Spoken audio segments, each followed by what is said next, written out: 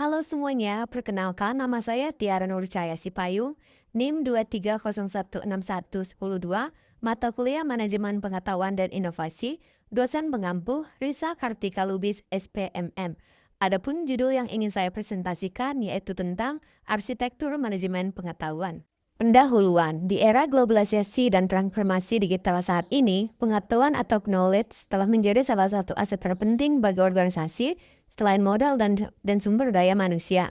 Keberhasilan suatu organisasi tidak hanya bergantung pada sumber daya fisik, tetapi juga pada kemampuan untuk mengelola, menyimpan, dan memanfaatkan pengetahuan yang dimiliki oleh individu maupun kelompok di dalamnya. Pengertian manajemen pengetahuan. Manajemen pengetahuan atau knowledge management atau KM merupakan suatu pendekatan sistematis untuk mengidentifikasi, mengumpulkan, mengorganisasi, membagikan, dan menerapkan pengetahuan guna meningkatkan efektivitas dan efisiensi organisasi.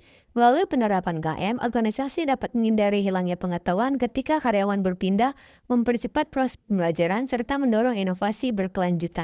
Adapun pengertian arsitektur manajemen pengetahuan yaitu arsitektur manajemen pengetahuan atau knowledge management arsitektur adalah kerangka kerja atau framework yang menggambarkan bagaimana sebuah komponen seperti manusia, proses, dan teknologi informasi saling berinteraksi dan terintegrasi untuk mendukung penerapan manajemen pengetahuan di dalam suatu organisasi.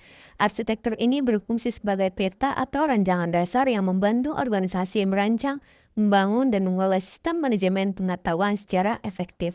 Tujuan arsitektur manajemen pengetahuan: 1. Meningkatkan efektivitas proses berbagai pengetahuan. 2. Mengintegrasikan sumber pengetahuan organisasi. 3. Menciptakan lingkungan yang mendukung pembelajaran berkelanjutan. 4. Menjamin keamanan dan keandalan pengetahuan.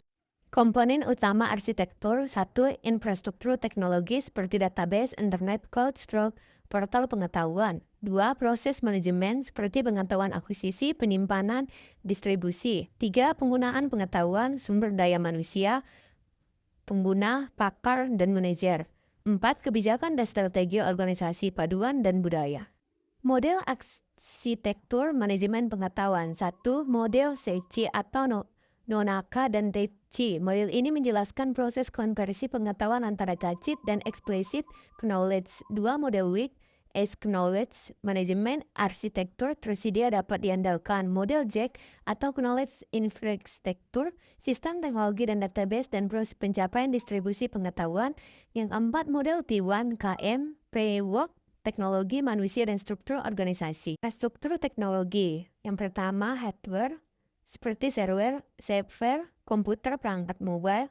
Yang kedua, software, sistem manajemen basis data, aplikasi KM. Yang ketiga, network, seperti internet, VN, keamanan data, inskripsi, hak, dan akses. Peran manusia dalam manajemen pengetahuan. 1. Pencipta pengetahuan atau knowledge creator. 2. Pengelola pengetahuan atau knowledge manager.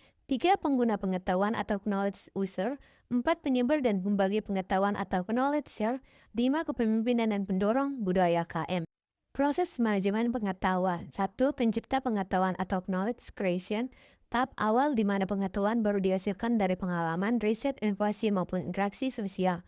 2. Pengumpulan dan akuisisi pengetahuan atau knowledge acquisition. Mengumpulkan pengetahuan dari sumber baik internal maupun eksternal organisasi.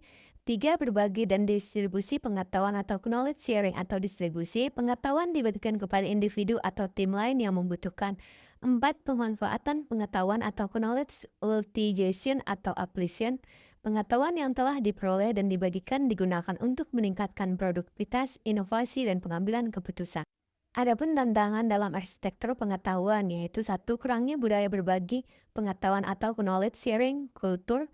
Banyak karyawan enggak berbagi pengetahuan karena merasa informasi yang dimiliki adalah keunggulan pribadi atau takut kehilangan posisi. 2. Restriksi terhadap perubahan penerapan KM seringkali dianggap sebagai beban tambahan. Karyawan menolak perubahan jarak kerja yang sudah nyaman.